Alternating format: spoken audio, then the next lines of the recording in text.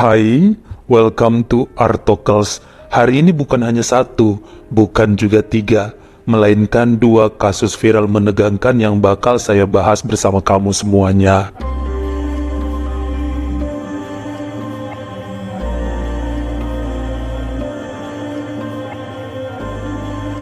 Pada hari Sabtu, tanggal 16 Desember 2023 menjelang pukul 10 malam, seorang pria berusia 31 tahun bernama Nestor Flores berkendara sendirian dengan mobilnya di Dallas, Texas, Amerika setelah menghadiri pesta di rumah rekanan yang berada di luar kota. Dia sangat khawatir karena biasanya malam minggu begitu banyak polisi berpatroli di jalan tol dan jalan umum untuk memeriksa pengendara yang mabuk sehabis minum bir dari bar ataupun party-party malming. Biasalah banyak yang nekat mengemudi kalau malam minggu, padahal kadar alkohol yang dikonsumsi cukup banyak. Ini juga yang ditakutin sama Nestor. Makanya dia ngebut sepanjang pulang rute ke rumahnya, padahal ngerasa cuma minum dikit tadi di tempat kawannya. Justru yang paling dikhawatirkan adalah kalau diberhentikan oleh polisi, maka bakal ketahuan dirinya merupakan pendatang di negara Amerika tanpa memiliki dokumen izin yang resmi. Dia bisa dideportase kalau berurusan dengan penegak hukum.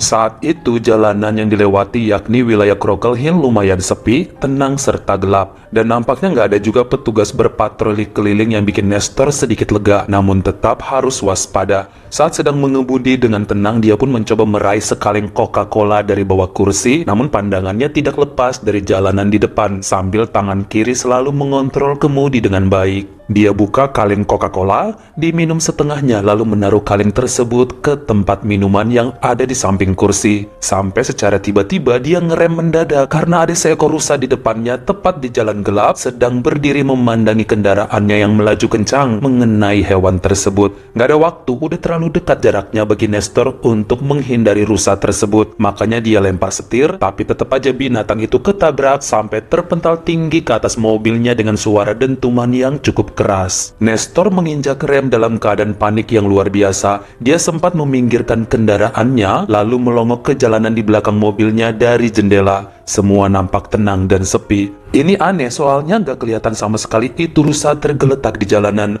Nggak ada juga orang sekitar yang ngeliat. Pokoknya semua tenang, seakan tidak terjadi apa-apa. Nestor pikir ya mungkin hewan tersebut selamat lalu kabur entah kemana. Meskipun benturannya sangat keras, lawang kaca depan mobil aja sampai pecah begitu parah. Dia pun melanjutkan perjalanannya untuk kembali ke rumah di Arlington, walau agak susah penglihatan karena retakan kaca yang terjadi.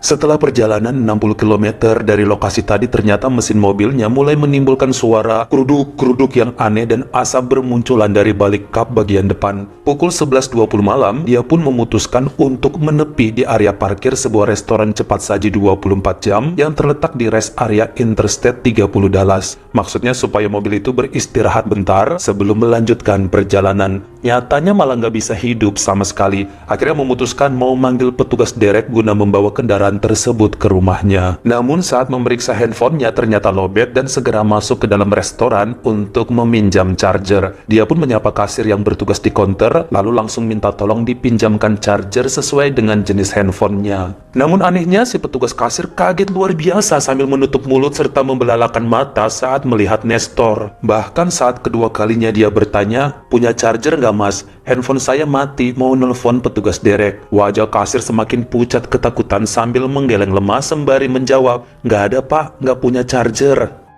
Karena bingung dengan tingkah petugas di restoran tadi, akhirnya dengan pasrah Nestor kembali ke mobilnya dalam keadaan lelah, putus asa serta mengantuk. Dia masuk ke mobil sambil berpikir gimana caranya pulang segera ke rumah. Soalnya kalau ada polisi yang lihat takut ditangkap dan bisa-bisa kena deportase, sebab dia kan tidak punya KTP resmi Amerika. Saat mikir dan bingung begitu, malahan lelaki tersebut semakin ngantuk, kemudian ketiduran tersandar di setir mobilnya. Sampai 2 jam kemudian sekitar jam 1 dini hari, jadi udah masuk ke hari Minggu 17 Desember 2023, jendelanya diketuk dengan keras hingga Nestor terbangun kaget dan nampaklah petugas polisi yang mengarahkan senter tepat di wajahnya. Udah pasrah banget sih dia, makanya saat disuruh keluar dari kendaraannya langsung nurut. Waktu ditanya kenapa mobilnya bisa separah itu, langsung aja Nestor bercerita mengenai tragedi dengan rusa tadi. Sampai mobilnya rusak, lalu kehabisan baterai handphone saat berusaha nelfon untuk minta bantuan. Tapi sekali lagi dia bersumpah bahwa semua terjadi tanpa sengaja, sebab hewan itu yang nyebrang secara mendadak di tengah gelapnya malam.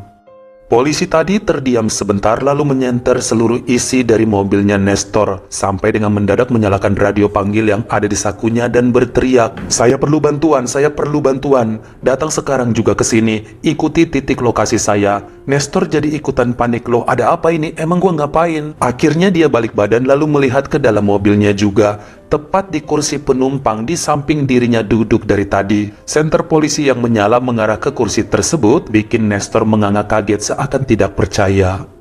Jika kita mundur beberapa jam lalu, ternyata Nestor memang dalam keadaan benar-benar mabuk. Yang dia tabrak bukanlah seekor rusa, melainkan seorang pria berusia 45 tahun bernama Terry Ivory yang mau nyebrang saat berniat berangkat ke rumah kakaknya. Terry terbentur sangat keras oleh mobil Nestor hingga lelaki itu sempat melayang di udara, menabrak kaca depan dan nembus masuk sampai terduduk di kursi depan, tepat di samping Nestor yang terus menyetir.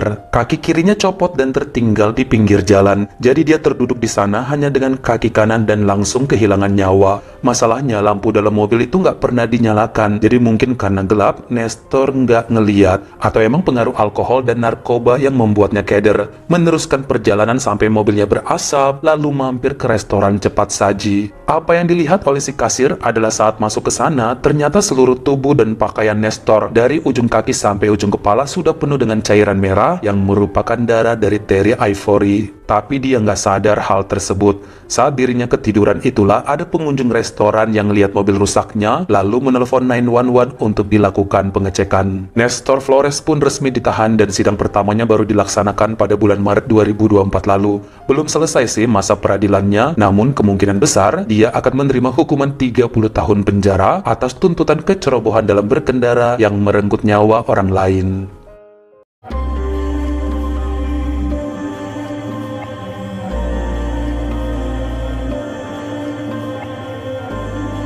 Rosa Besau adalah seorang wanita kelahiran tahun 1975 yang berasal dari wilayah Mahakeret Barat, Kecamatan Wenang, Kota Manado, Sulawesi Utara. Dia ikut pindah bersama suaminya sejak tahun 2004 ke kota Multan di negara Pakistan karena tugas ke lautan. Namun kemudian sang suami sakit-sakitan dan meninggal dunia pada tahun 2010.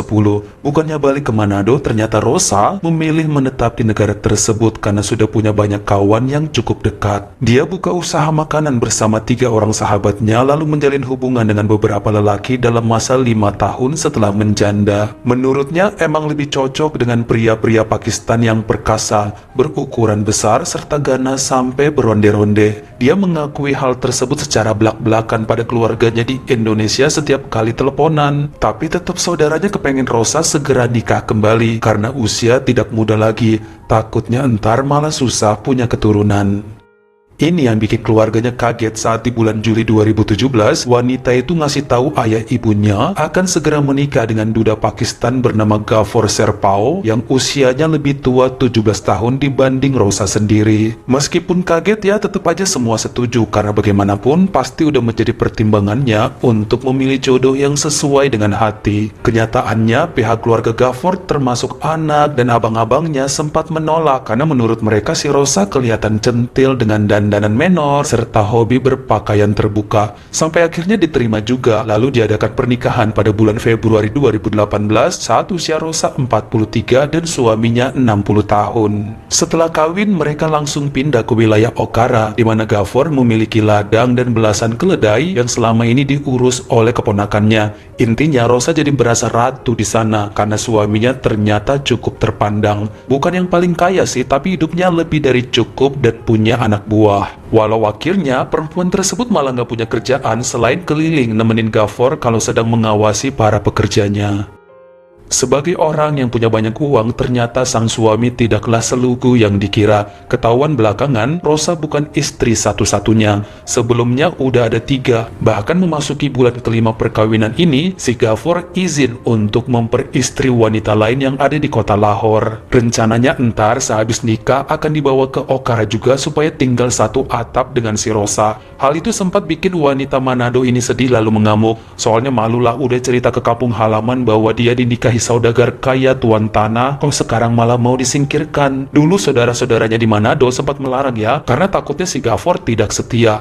Soalnya agak curiga juga, Om Sultan banyak uang mau nikah sama perempuan usia 40-an. Kenapa nggak milih yang muda dan berkulit kencang? Tapi Rosa so-soan kemarin bilang bahwa cinta mereka murni dari hati ke hati. Gafor itu setia sampai ke akar bumi katanya. Kena kan sekarang? Sang suami sempat ngasih pilihan kalau nggak mau dimadu, cerai pun nggak apa-apa. Enteng banget ya. Tentu Rosa ogah lah, takut malu dan takut miskin. Hingga akhirnya sejak bulan Agustus 2018, dia ditinggal sementara oleh suaminya yang berangkat ke kota Lahore untuk melakukan pendekatan dengan calon istri baru. Rencananya dalam masa 3 atau 4 bulan ke depan, bakal di sana terus melakukan tunangan dan menikah. Rosa boleh kok nanti nyusul, bakal dikirim alamatnya. Namun nampaknya sang istri ragu dan hanya ngasih jawaban, lihat nanti saja.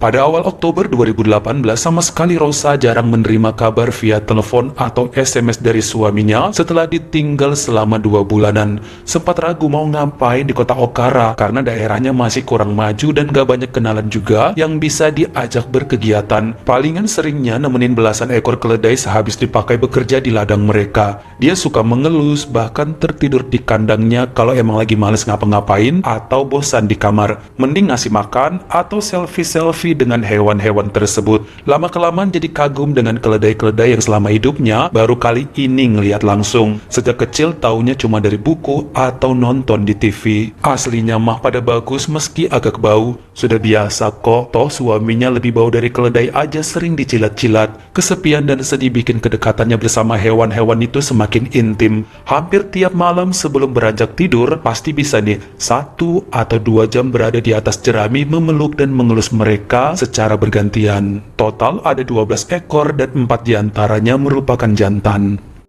Sampai pada minggu malam tanggal 21 Oktober 2018, salah seorang ponakan Gafor berusia 27 tahun menerobos ke kandang keledai. Dia berteriak sambil memukul Rosa dengan sapu lidi di saat wanita tersebut dalam keadaan tidak menggunakan sehelai kain pun pada tubuhnya. Diikuti kemunculan beberapa pekerja lain yang menarik tangan Rosa, lalu dibawa ke rumah utama, kemudian disiram dengan air dingin bercampur daun serai. Mereka kemudian menendangi perempuan itu beramai-ramai sampai kemudian muncul pekerja wanita lain untuk menghentikan keonaran, lalu menelpon Pak Gafor. Rosa mendapat banyak luka akibat keroyokan tadi, namun dia lebih takut lagi jika suaminya tahu apa yang telah diperbuatnya selama ini pada beberapa keledai Pak Gafor.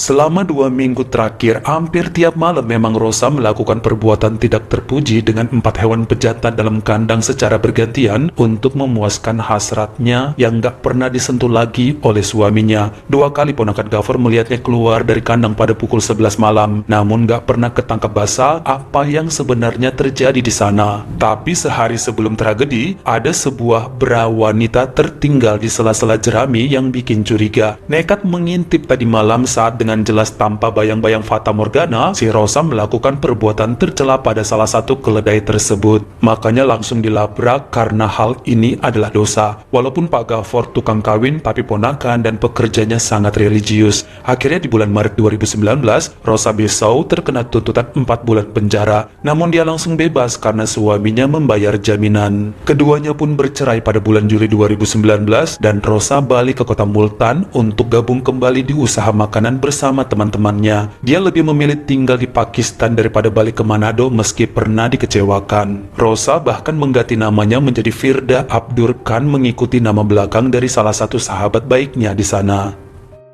Bagaimana menurut kamu? Mana dari 2 kisah tadi yang paling pengen bikin kita nyongkel rumah tetangga saking ngebagongin? Kalian komen di bawah.